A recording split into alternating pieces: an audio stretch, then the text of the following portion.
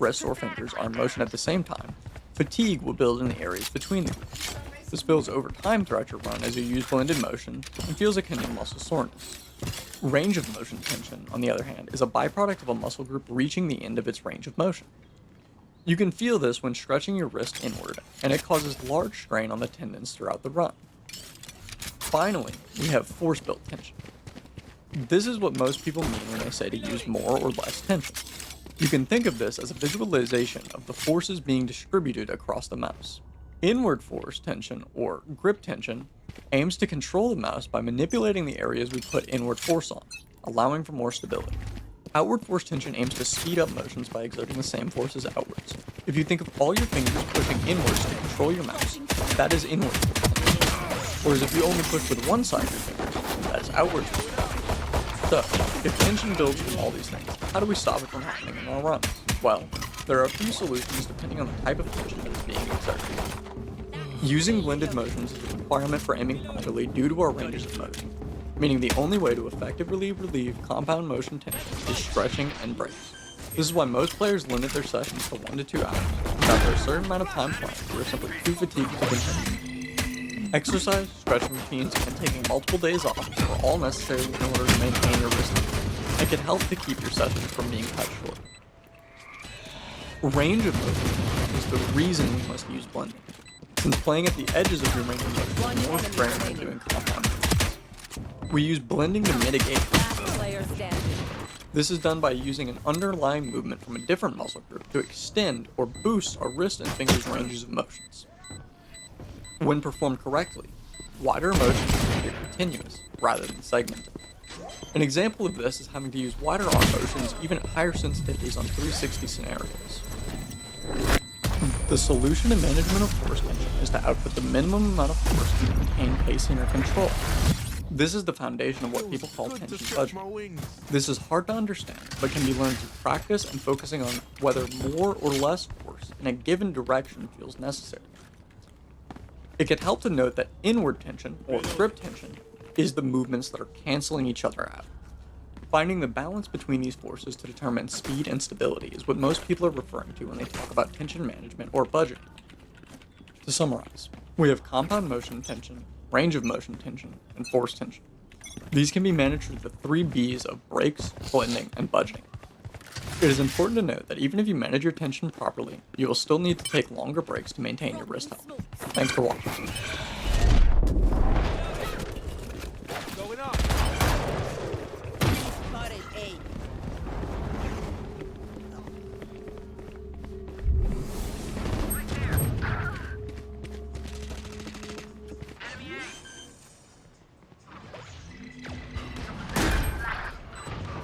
Last player standing.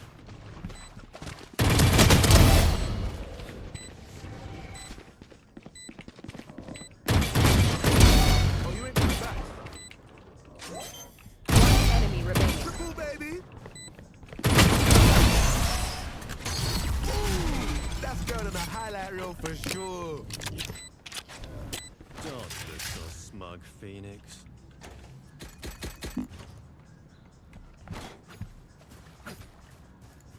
Tension is one of the most easily misunderstood ideas within the aiming community, primarily due to the fact that definitions and individuals' understandings are often varied.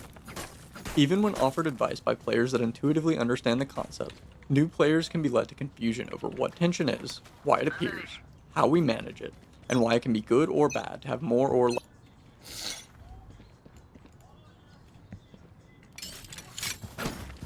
So, hi guys, I'm Bardos. I have 20 years of experience playing FPS games, and I have a few top Kovac scores, especially in static dots.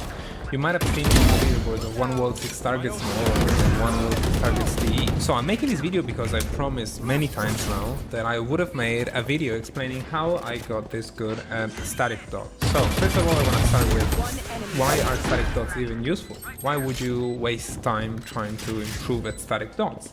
Well, of course you wouldn't do it just for the static dots themselves, but you would do it because static dots kind of translate to some kind of aiming that you often use in games, which is basically flicks to a stationary point For example, in a competitive tactical FPS like Counter-Strike, Valorant, you would use the kind of movement to move your cursor between places. That's what people usually call cursor placement, but if you're standing still and you hear a step and you need to move your cursor somewhere else, you would do it with basically a static movement. And you need to be quick and accurate, because if you're slow, well, then you risk someone running in outside of the corner before you actually have your cursor in the right position.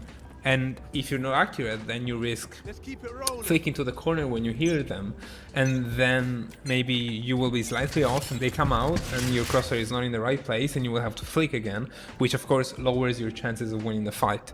So that's why you should be playing static dots basically when it comes to Kovacs. So now let's discuss how I managed to improve. So first of all, you have to keep in mind that my scores are extremely high right now, but I kind of started high because of the year of experience that I had in FPS games before I started playing Kovacs. Because basically when I started playing static dots in Kovacs, I already had 13 years of experience in Counter-Strike, so don't feel demotivated if you can't hit the kind of scores that I'm hitting, because you know, you gotta keep it in context that I had played similar scenarios in Counter-Strike for years before I even ever touched Kovacs. But apart from that, basically, I used to be around 1200 in one versus target mode when I started practicing. So, yes, it was not bad considering I had just started, but it wasn't terrible either.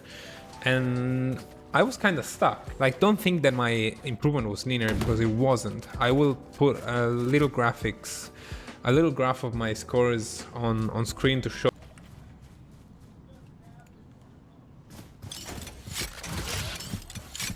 Why can you put 1,000 hours into a game or a sport and still be average or below average? Why is Simple considered the best Counter-Strike player of all time when other pros have put more hours into the game than him? And why is Michael Jordan looked at as the best basketball player of all time when he didn't even make the varsity basketball team, meaning he obviously started from behind? That's because later that night he locked himself in his room and cried, and from then on he didn't just want to make the varsity basketball team. He wanted to be good enough to make the varsity basketball team, and eventually wanted to be personally good enough to be the best basketball player in the world. That's the key, and that's called being conscientious. Where IQ is the biggest determining factor for how fast you learn a given task, your level of conscientiousness is the biggest determining factor for how good you can become at that given task over time. One enemy and fortunately remaining. for us, you can actually train yourself to be more conscientious.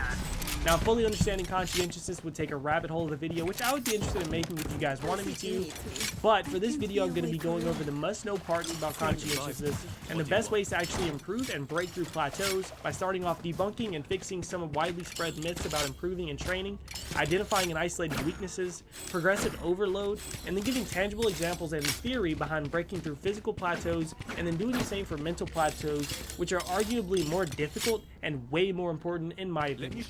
But before we get too deep, I do have two things I need to get out of the way. One, why should you listen to me? Now, I don't usually like throwing around credentials, but for this type of video, I think it's pretty necessary.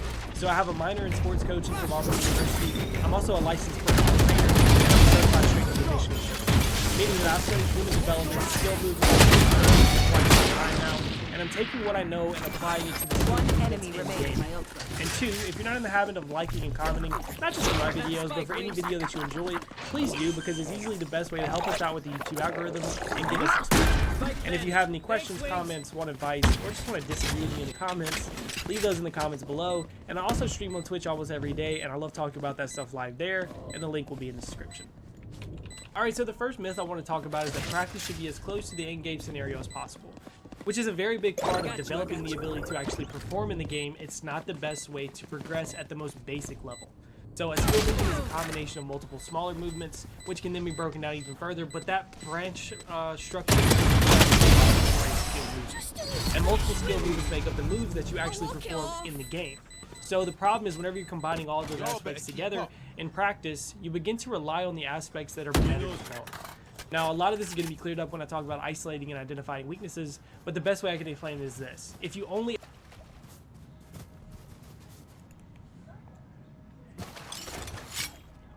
everyone, this is Wizard Hyung, and today I want to talk about the difference between a genius gamer and a hard stuff gamer. So, as you guys probably know, I started coaching video game professionally since 2016, and in the last 10 years, I've seen many genius gamers who are little world champion players and who can basically get to top teams on the ladder or even go pro without any coaching.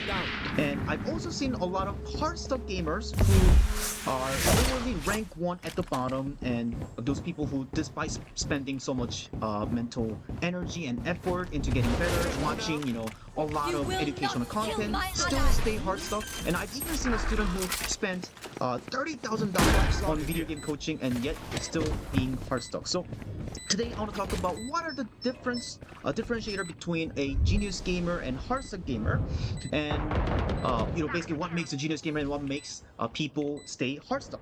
And there could be many answers to this, but today I want to focus on one of my favorite topic, autotelicity.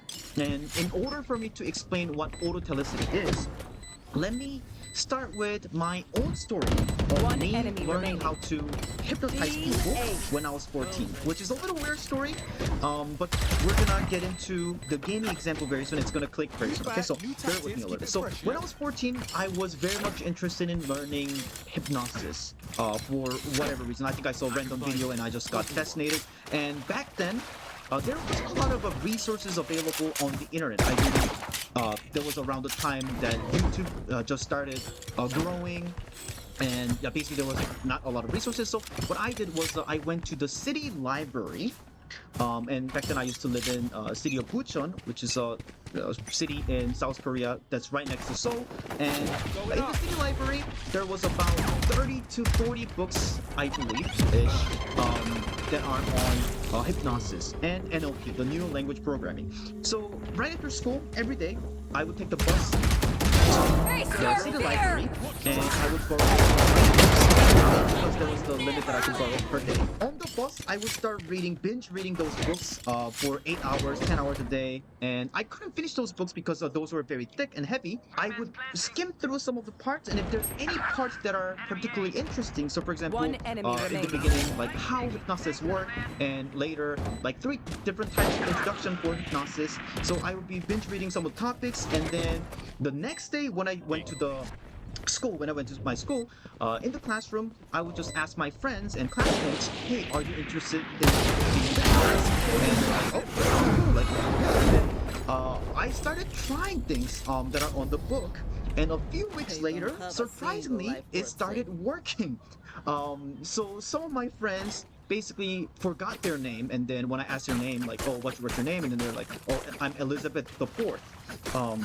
Or some of them forgot some of the numbers when they're counting numbers, like, so they would count numbers like 1, 2, 3, 5, 6, 7. It's got to a point where I basically hypnotized them and said, your hand is glued to the forehead, and then they're like, oh, I can't move, this is glued to my head. And that was funny, and I was just so excited that it was actually working. I even recorded a video of me hypnotizing my friends and uploaded that on YouTube when I was basically 14. That's basically like 16 years ago or 17 years ago or something like that, and it's still there if you're interested in it. But basically, why did I do that? Why did I learn hypnosis? Because I thought it's just cool. I didn't do it for any other reason. I just loved every moment of learning it and trying it. I was just completely immersed, and I was completely in flow. There was basically hypnosis was all I was thinking about for that 2-month period of time. And for the same thing, the exact same note, I love wine, and I want to know everything about the wine. Like, I want to know how does this grape taste compared to that grape, and I want to know how this vineyard tastes compared to that vineyard. And why do I do it? Well, you could maybe say like, oh, like maybe it could be good for like socializing or whatever, but like, hell, I mean, wine can be very expensive hobby, and it's very time consuming, and it consumes a lot of money, and also it's going against my fitness goal. So the reason that I study wine and I just basically binge watch some of the wine content or read wine books is because I just love the wine and learning about the wine itself so much. So it's a very much intrinsic motivation. Go to sleep, Chris. And this is what autotelic means, and this is what autotelic looks like. So an autotelic work or autotelic activity exists for its own purpose, not for any other reason. So I believe the autotelic, the word is driven from the Greek word. So auto is the self, and telic, the telos, is the goal. So basically, something is the reward itself. So for me, learning hypnosis is the reward itself, and learning about the wine and drinking the wine itself is the reward itself. I'm not trying to become a sommelier, or I'm not trying to start a wine business, or I'm not trying to impress my date or whatever with the wine knowledge or anything like that. I just do it because I love it, right? And on the other hand, I work out and I learn basically like how to do the bench press and stuff like that from a trainer. And I first started learning that from when I was in Genji. The professional gaming team is very generous and they offer free personal trainer sessions, and I basically took advantage of that. And I later even learned from IFBB professional bodybuilder on how to body build, and I don't like the workout itself. I do bodybuilding, I go to gym because I want the external result, and that's probably the reason why that I'm not as jacked as I could be, obviously. And if I was very much autotelic with the the bodybuilding, because some of my friends definitely are, they are like, oh, juicy, oh, delicious. Like, I'm not like that, right? I just do it mostly because of the external reason, right? So now when we basically connect this dot to the gaming world, as someone who coaches a lot of my students, a lot of students come to me because of the external reward, not the internal reward itself. And that's going to make a big difference. So a lot of my students come from they're very much like pain-driven and pressure-driven students. So for example, they come to me because like, oh, I just hate that I'm stuck in this like low, like I want to get out of silver. They basically see that them being stuck in silver is like very much ugly, and they say like, oh, my friends are this rank and I'm this low, so they're comparing themselves to their friend group. And I mean, there are students who are like basically I've been having unfair games where my teammates just type in chat old game and AFK in spawn, and other games where no matter what I do, I can't win. So they're very much obsessed and tied to the win and loss of the game. I mean, a lot of people would be coming to me, and it makes logical sense because they want to win more. I've even seen a player who hit his new peak with the coaching for the first time, and soon he started going through a losing streak, and then he's like, oh, I can't handle this, and he just quit, which is fine. But basically, there are a lot of players who are getting a lot of stress, who are not enjoying the process of learning. They're not really doing it for having the fun and learning the video game itself, but because they just want to get the rank, because they just want to get the win, right? So, and it's a very different mentality. So these students that I basically described are typical example of non-autotelic and the results external reward driven students. And let me tell you a story of a genius gamer. He's also one of my students. So his name is Kano, and Kano is basically, when he was 16, he was able to go. He was able to reach top 5, the rank 5 in Valorant, like without any coaching. So basically, he's a very typical genius gamer. Like, imagine hitting rank 5 as a 16-year-old, right? So very impressive. I mean, I didn't coach his Valorant, but he came to me for coaching, for Overwatch coaching later, but he was already top 5 in Valorant. But how he got to that rank was, he was just very much like, I saw this YouTube video on how to improve my aim. That looks kind of fun. That looks kind of cool. So let me just try it. and he was able to climb like from like I think silver or something like that to like somewhat significantly higher.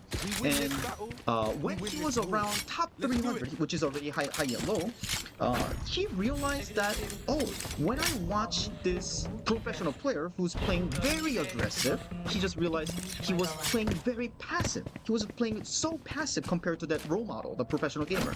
So he did his, he went through his own experiment of, okay, let me just try to copy him. And he basically started playing hyper aggressive, like almost to a point where he thought, oh, like, am I throwing? What he's doing, what that professional gamer, who is like literally ranked 1 at the moment, looked like throwing, but let me just try because that looks interesting and I want to be like him. It was just, he just wanted to be like him rather than he wanted to like, oh, I'm like top 300, I just really have to rank up, I want to be professional gamer and, you know, basically make a living for my family or something like that. He just wanted to get better. He just wanted to copy him, right? And because of that, I mean, I talked about this in the bounce back effect when he went 15 wins and I believe like 60 loss or something. So basically he lost like 30 games or something like that total in like less than 5 days or something. So he was top 300.